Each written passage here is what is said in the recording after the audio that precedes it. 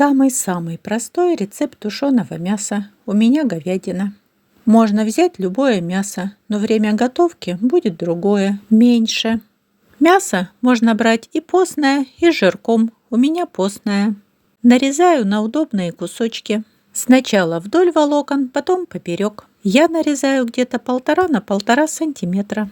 Учитываю, что за время готовки мясо уменьшится в размере. В кастрюлю выкладываю несколько горошков душистого и черного перцев, лавровый листик и пару зубочков чеснока.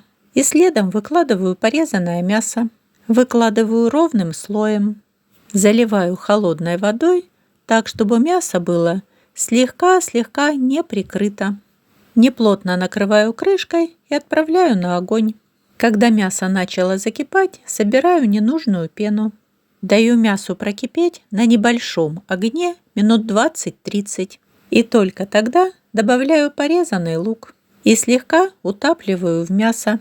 Опять накрываю крышкой и даю время закипеть. Говядина готовится долго, до 2 часов. Сильно не кипит, а слегка побулькивает. А вы на канале готовим с вами вместе. Примерно через час готовки солю по вкусу. И продолжаю готовить при закрытой крышке. Когда лук стал прозрачным, пробую мясо на готовность. Кусочек мяса легко прокалывается вилкой и легко снимается с вилки. Значит, готово. Тогда мясо перчу, перемешиваю и выключаю.